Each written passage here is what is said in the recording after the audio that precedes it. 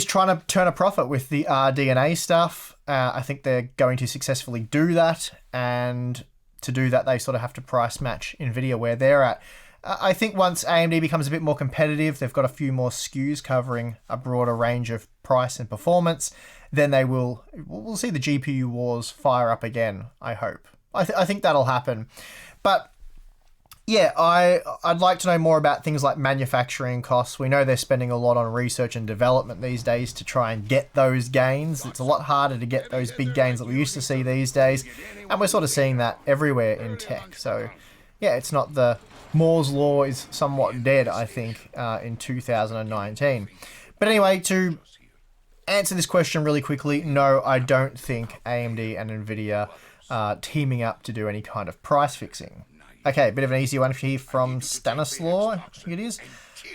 Will I get better gaming performance from changing my R5 1600X to upcoming R5 3600X, or from changing RX 588GB to Vega 56?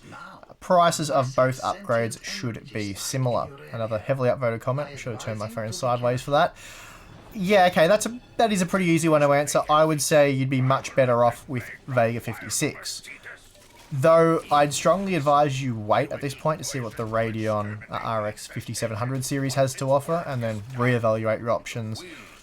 Then that'd make the most sense. We also have some new NVIDIA GPUs coming up.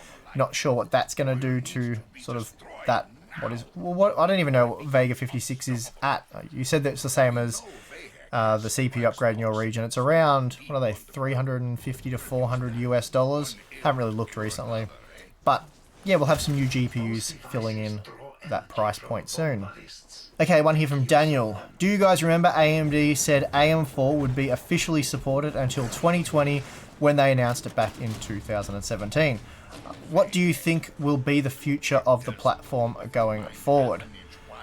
Well, yeah, I do remember AMD saying that, and as far as I'm aware, that's true to this day, with, well, I suppose the exception of the A300 and A320 motherboards, which are said to not support Zen 2 for various reasons. But as far as I know, speaking with companies at Computex, again, I'm yet to test this and verify it, but the companies I spoke with said that all of their B350 and X370 motherboards will support the Zen processors, or the Zen 2 processors.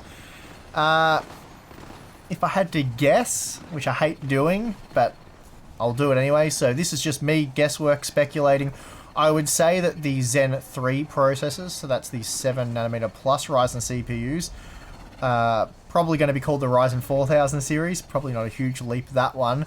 I'd say they'll work on existing AM4 motherboards as well, at least in some capacity. But again, just guessing on that one. So yeah, AMD have said that they will support the AM4 platform to at least 2020. Beyond that though, yeah, again, I'd have to guess. I'd say probably not. At that point, we'll probably see some sort of socket change that may be incompatible with AM4. But again, I'm just speculating on that one. So, okay, next question here. I won't butcher your name, so I'll spare you that. Will AMD be releasing Navi GPUs at $200 to $300 range to compete with the 1660 Ti/1600, or will they leave it at RX 590?